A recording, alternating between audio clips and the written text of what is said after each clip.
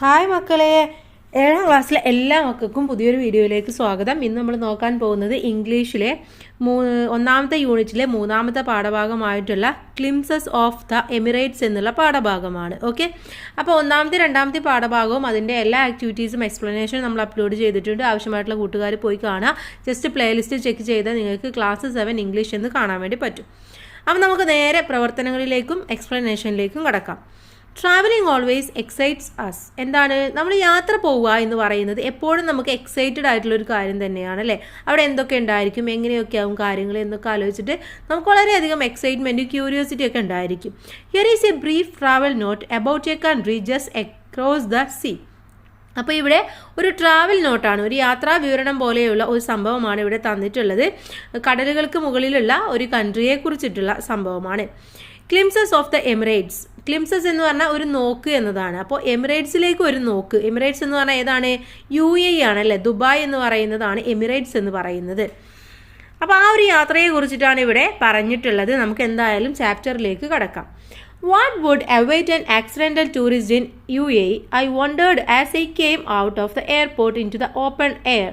എന്താണ് ഇത് എന്ന് പറയുന്നത്? വളരെ കാത്തിരുന്നിട്ടുള്ള ഒന്നല്ല, ഒരു ആക്സിഡൻ്റൽ ടൂറിസം ആണ് എന്ന് പറയുന്നത്. വളരെ പെട്ടെന്ന് യാദൃശ്ചികമായിട്ടുണ്ടായ ഒന്നാണ് ഈ ഒരു UAE യാത്ര. ഐ വണ്ടേർഡ്, ഞാൻ അത്ഭുതപ്പെട്ടു. എപ്പോൾ? As I came out of the airport, ഞാൻ എയർപോർട്ടിൽ നിന്നും പുറത്തേക്ക് വന്നപ്പോൾ എൻ്റെ ആ ഒരു ഓപ്പൺ എയറിൽ ഞാൻ ആകെ അത്ഭുതപ്പെട്ടു. Yes, I was an accidental tourist. I had been to Oman to stay with my nieces. ഇതൊരു ആക്സിഡൻ്റൽ ടൂറിസ്റ്റ് ആണ് ഞാൻ.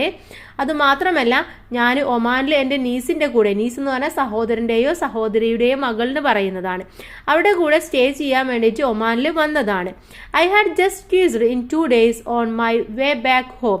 അങ്ങനെ തിരിച്ച് വീട്ടിലേക്ക് പോകുന്ന വഴിക്ക് 2 ദിവസം കിട്ടിയപ്പോൾ ഞാൻ ഇങ്ങോട്ട് വന്നതാണ്. അപ്പോൾ ഒരിക്കലും ഒരു പ്ലാൻ ചെയ്തിട്ടല്ല, ആക്സിഡൻ്റലി വന്ന ഒരു ട്രിപ്പാണ് ഇതെന്ന്. But 2 days were enough to give me an eyeful and plenty of food for thought. അപ്പോൾ ഈ ഒരു 2 ദിവസം മതിയായിരുന്നു എനിക്കെന്താണ്, എൻ്റെ വയറ് നിറയാൻ. അത് വയറ് നിറയാനെന്ന് പറഞ്ഞാൽ എനിക്ക് ഇഷ്ടം, ആവശ്യമുള്ളത്തിന് സന്തോഷവും കാണാനും ഒക്കെയുള്ള ഇത് ഈ 2 ദിവസം മതി എന്നാണ് പറയുന്നത്.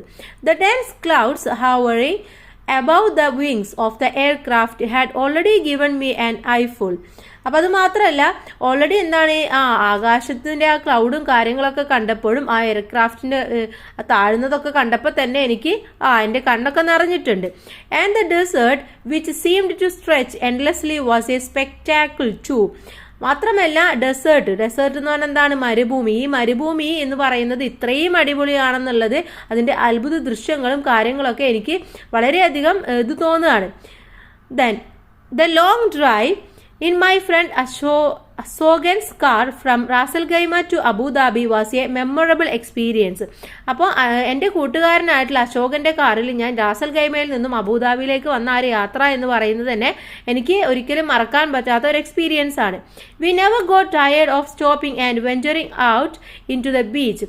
ഞങ്ങൾ ഒരിക്കലും ഒരു ടയേർഡൊന്നും ആയിരുന്നില്ല. ജസ്റ്റ് ആ ബീച്ചിലേക്ക് ഒന്ന് ഇറങ്ങിയപ്പോഴും ഞങ്ങൾ എന്താണ് അവിടെ സ്റ്റോപ്പ് ചെയ്യുകയൊന്നും ചെയ്തില്ല.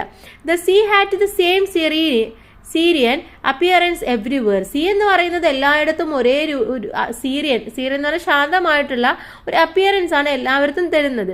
One feels A kind of heavenly place at these quiet beach.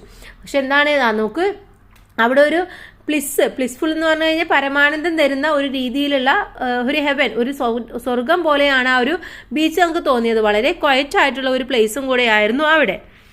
Then at a Swayham in Abu Dhabi, I caught sight of something unexpected. പിന്നെന്താണ് സ്വൈഹാൻ എന്ന് പറയുന്ന, അബുദാബിയിലെ സ്വൈഹാൻ എന്ന് പറയുന്ന സ്ഥലത്ത് ഞങ്ങൾക്ക് അൺഎക്സ്പെക്റ്റഡ് ആയിട്ടുള്ള ഒരുപാട് കാര്യങ്ങളൊക്കെ കാണാൻ വേണ്ടി കഴിഞ്ഞു. Then it was the entrance to the Noor Abu Dhabi solar power plant. അവിടെയാണ് നൂർ അബുദാബി സോളാർ പവർ പ്ലാന്റിന്റെ എൻട്രൻസ് എന്ന് പറയുന്നത്. It is the largest single-site solar power plant in the world, producing a stupendous 1.2 GW of power. Okay, അഥവാ gigawatt. അപ്പോൾ അവിടെ എന്താണ്, ഇതാണ് വേൾഡിലെ തന്നെ വളരെ സ്റ്റെബൻറ്റിനിയസ് ആയിട്ടുള്ള അഥവാ അതിഗംഭീരമായിട്ടുള്ള ഒരു പവർ പ്ലാന്റ് എന്ന് പറയുന്നത്, സോളാർ പവർ പ്ലാന്റ് എന്ന് പറയുന്നത്. അതിലെന്താണ് 1.2 ജിഗാവാട്ടാണ് പവർ ഉള്ളത്. Of course tourist are not allowed inside. എന്താണ്, പക്ഷേ ടൂറിസ്റ്റുകൾക്കൊന്നും അതിൻ്റെ ഉള്ളിലേക്ക് കടത്തിവിടാനുള്ള പെർമിഷൻ ഇല്ല, അങ്ങോട്ട് അലൗഡ് അല്ല. I had to satisfy myself with the magnificent photograph of the power plant on the net. അപ്പോൾ ആ സമയത്ത് ഇത് അറിഞ്ഞപ്പോൾ എന്ത് ചെയ്തു, നെറ്റിൽ ഞാൻ അതിൻ്റെ കുറച്ച് ഫോട്ടോഗ്രാഫ്സ് ഒക്കെ നോക്കിയിട്ട് ഞാൻ സാറ്റിസ്ഫൈ ആയി എന്നാണ് പറയുന്നത്. The plant has an amazing 3.2 million solar panels. അപ്പോൾ അവിടെ 1.2 മില്യൺ സോളാർ പാനൽസ് ആണ് ആ ഒരു പ്ലാന്റിൽ ഉള്ളത്. I wish tourist were given an aerial view of the plant. എനിക്ക് ആഗ്രഹം ടൂറിസ്റ്റുകൾക്കൊക്കെ ഇതിൻ്റെ ഒരു ഏരിയൽ വ്യൂ അഥവാ ആകാശത്തു നിന്നുള്ള ഒരു കാഴ്ചയെങ്കിലും കാണിച്ചു കൊടുക്കണം എന്നുള്ളതാണ് എൻ്റെ ഒരു ആഗ്രഹം എന്നാണ് പറയുന്നത്. Then I was able to view the imposing Burj Khalifa, the tallest building in the world. അതുപോലെ തന്നെ എനിക്ക് ബുർജ് ഖലീഫയിൽ നിന്നുള്ള ഒരു കാഴ്ച കാണാനും എനിക്ക് പറ്റി. ദെൻ ബുർജ് ഖലീഫ എന്ന് പറഞ്ഞാൽ എന്താണ്, ലോകത്തിലെ തന്നെ ഒരു ടോളസ്റ്റ് ബിൽഡിംഗ് ആണ്. Climbing it all the way up would take to the top of the world. നമ്മൾ അതിൻ്റെ മേലെ കയറി കഴിഞ്ഞാൽ നമുക്ക് എന്താണ്, ടോപ്പ് ഓഫ് ദ വേൾഡിൽ എത്തിയ ഒരു ഫീലിങ്സ് ആണ് ഉണ്ടാവുക. Of course I could not do it. പക്ഷെ എന്താണ്, ഞാനത് ചെയ്തില്ല, എന്തായാലും എനിക്കത് ചെയ്യാൻ വേണ്ടി പറ്റിയില്ല.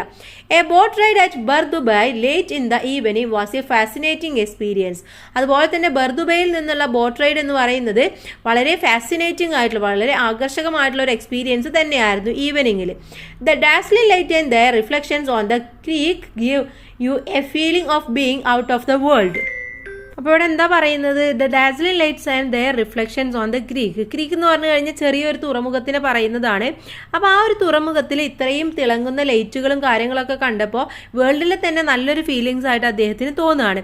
It was only matched by a ride on the metro from Al Nahda to stadium. Watching the landscape from a train is always entertaining, but here was a landscape totally different from anything I had ever seen. അപ്പോൾ അതിനുശേഷം അവർ എന്ത് ചെയ്തു, അൽ നഹ്ദയിൽ നിന്നും സ്റ്റേഡിയത്തിലേക്ക് മെട്രോയിൽ പോയി. അപ്പോൾ ആ ഒരു ട്രെയിനിൻ്റെ ലാൻഡ്സ്കേപ്പ് എന്ന് പറയുന്നത് വളരെ എൻ്റർടൈനിങ് ആയിരുന്നു. അത് മാത്രമല്ല എവിടെയും ഇതുവരെ കണ്ടിട്ടില്ലാത്തൊരു ഡിഫറെൻ്റ് ആയിട്ടുള്ള ലാൻഡ്സ്കേപ്പും കൂടെ അതിന് ഉണ്ടായിരുന്നു.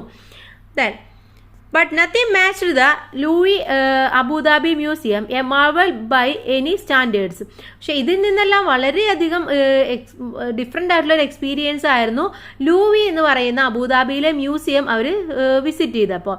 It houses some of the world's most fascinating archaeological remains, paintings, sculptures and other artefacts. അപ്പോൾ അവിടെ എന്തൊക്കെയാണുള്ളത്, അവിടെ ആർക്കിയോളജിക്കൽ റിമൈൻസും അതുപോലെ തന്നെ പെയിൻറ്റിങ്സ്, സ്കൾപ്ചേഴ്സ്, ഇതൊക്കെയാണ് അവിടെ മെയിനായിട്ട് ഉണ്ടായിരുന്നത്. ആർക്കിയോളജിക്കൽ റിമൈൻസ് എന്ന് പറഞ്ഞാൽ പുരാവസ്തു ശാസ്ത്രം, അതിൻ്റേതായ കുറച്ച് കാര്യങ്ങൾ, അതുപോലെ തന്നെ കൊത്തുപണികൾ, ഇതൊക്കെ അവിടെ ഉണ്ടായിരുന്നു. Then it carries the name of the famous Louis Museum in France on an agreement. അപ്പോൾ ഫ്രാൻസിലെ വളരെ ഫേമസ് ആയിട്ടുള്ള മ്യൂസിയം ആയിട്ടുള്ള ലൂവി മ്യൂസിയത്തിൽ നിന്നും എടുത്ത ഒരു പേരാണിത്. അതിൻ്റെ എഗ്രിമെൻറ്റ് വെച്ചിട്ടാണ് അവർ ഈ പേര് ഇങ്ങോട്ട് എടുത്തിട്ടുള്ളത്.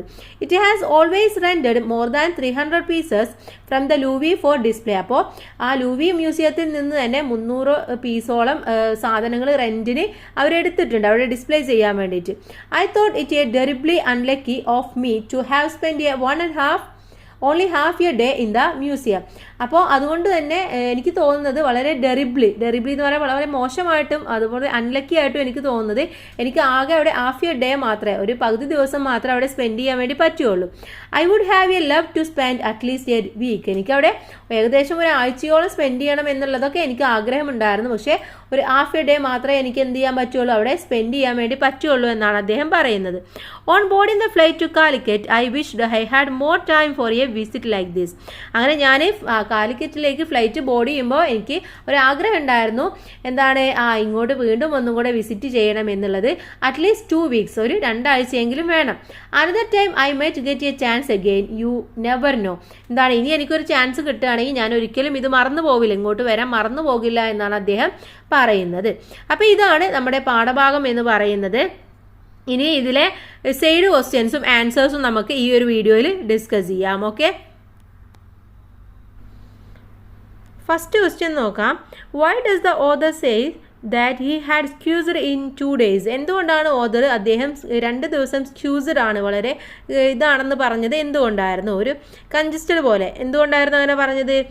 The other says so because he wanted to remind of the limited time he had to go to explore the place. ആദ്യം ആകെ 2 ദിവസം ഉണ്ടായിരുന്നുള്ളൂ, അതിൻ്റെ ഉള്ളിൽ കുറേ സാധനങ്ങൾ എക്സ്പ്ലോർ ചെയ്യാനുണ്ടായിരുന്നു അല്ലേ, അപ്പോൾ അതുകൊണ്ടാണ് അങ്ങനെ പറഞ്ഞത്. Second question, why does the author say one feels a kind of heavenly bliss at this quiet beach? എന്തുകൊണ്ടാണ് അദ്ദേഹം ഈ ബീച്ച് എന്ന് പറയുന്നത് വളരെ പ്ലിസ് ആയിട്ട്, വളരെ ഒരു സ്വർഗത്തിലെത്തിയ ഒരു അനുഭൂതി പോലെയാണെന്ന് പറഞ്ഞത് എന്തുകൊണ്ടായിരുന്നു? To convey the serene and peaceful atmosphere. അവിടെ വളരെ സീരിയൻ ആയിട്ട്, വളരെ ശാന്തമായിട്ടുള്ള ഒരു അറ്റ്മോസ്ഫിയർ, വളരെ സമാധാനപരമായിട്ടുള്ള ഒരു അറ്റ്മോസ്ഫിയർ ആയിരുന്നു അവിടെ ഉണ്ടായിരുന്നത്. The natural beauty of the beaches provide A sense of happiness. അത് മാത്രമല്ല ആ ഒരു ബീച്ചിൻ്റെ നാച്ചുറൽ ബ്യൂട്ടി എന്ന് പറയുന്നത് വളരെയധികം ഹാപ്പിനെസ്സും കൂടെ പ്രൊവൈഡ് ചെയ്യുന്ന രീതിയിലായിരുന്നു. നെക്സ്റ്റ് വൺ, തേർഡ് ക്വസ്റ്റ്യൻ ആണ്, why did author have to satisfy himself with the autographs of the net? എന്തുകൊണ്ടാണ് ഓദർ നെറ്റിലുള്ള ഓട്ടോഗ്രാഫ്സൊക്കെ എടുത്തുകൊണ്ട് സാറ്റിസ്ഫൈ ആയത്? എന്തുകൊണ്ടായിരുന്നു? The Noor Abu Dhabi power plant is not allowed to the tourist, so the author has to satisfy himself with magnificent photographs on the net. അപ്പോൾ അബുദാബിയിലെ നൂർ power പ്ലാന്റിൽ ടൂറിസ്റ്റുകളെ ഒന്നും അലൗഡ് ആയിരുന്നില്ല. അപ്പോൾ അതുകൊണ്ട് ഓദർ എന്ത് ചെയ്തു? നെറ്റിലുള്ള ഫോട്ടോസൊക്കെ നോക്കിയിട്ട് സ്വയം സാറ്റിസ്ഫൈ ആവുകയാണ് ചെയ്യുന്നത്. The next one, fourth question ആണ്, what does the author mean by a feeling of being out of the world? എന്തുകൊണ്ടാണ് ഓദർ പറഞ്ഞത് ഈ ഔട്ട് ഓഫ് വേൾഡിൽ തന്നെ ഒരു നല്ല ഫീലിംഗ് ആണ് എന്ന് പറഞ്ഞത് എന്തായിരുന്നു? Because of experience and extra ordinary or other widely place, this feeling arise from unique beauty of location. അഥവാ ഒരു എക്സ്ട്രാ ഓർഡിനറി ആയിട്ടോ അല്ലെങ്കിൽ ബാക്കിയുള്ള സ്ഥലത്തോ കിട്ടാത്ത ഒരു എക്സ്പീരിയൻസ് ആയിരുന്നു അവിടുന്ന് കിട്ടിയിട്ടുണ്ടായിരുന്നത്. അതുകൊണ്ട് തന്നെ ആ ഒരു യുണീക്ക്, ആ പ്ലേസിൻ്റെ ഒരു യുണീക്ക് ബ്യൂട്ടി കാരണമാണ് അദ്ദേഹം ഇങ്ങനെ പറഞ്ഞിട്ടുണ്ടായിരുന്നത്. നെക്സ്റ്റ് ക്വസ്റ്റ്യൻ ആണ്, why did the author think he was unlucky in his visit to the Louvre museum? എന്തുകൊണ്ടായിരുന്നു ഓദർ വിചാരിച്ചിട്ടുണ്ടായിരുന്നത് അദ്ദേഹത്തിന് ഒരു അൺലക്കി വിസിറ്റാണ് ഈ ലൂവ് മ്യൂസിയത്തിൽ ഉണ്ടായതെന്ന്? എന്തുകൊണ്ടാണ്? The author thought he was unlucky because he only got half a day in the museum. ഒരു പകുതി ദിവസം മാത്രമേ മ്യൂസിയത്തിൽ കിട്ടിയുള്ളൂ, അതുകൊണ്ടാണ് അദ്ദേഹം ഒരു അൺലക്കി എന്ന് ചിന്തിച്ചിട്ടുണ്ടായിരുന്നത്. അപ്പോൾ ഇത്രയുമാണ് ഇതിൽ സൈഡ് ക്വസ്റ്റ്യൻസ് എന്ന് പറയുന്നത്. അപ്പോൾ എല്ലാ സൈഡ് ക്വസ്റ്റ്യൻസും ആൻസേഴ്സും നമ്മൾ ഡിസ്കസ് ചെയ്തു. ഇനി നമുക്കിതിൽ ആക്ടിവിറ്റീസ് ആണ് നോക്കാനുള്ളത്. നമുക്ക് അടുത്ത വീഡിയോയിൽ ഡിസ്കസ് ചെയ്യാം. എല്ലാവർക്കും താങ്ക്സ് ഫോർ വാച്ചിങ്.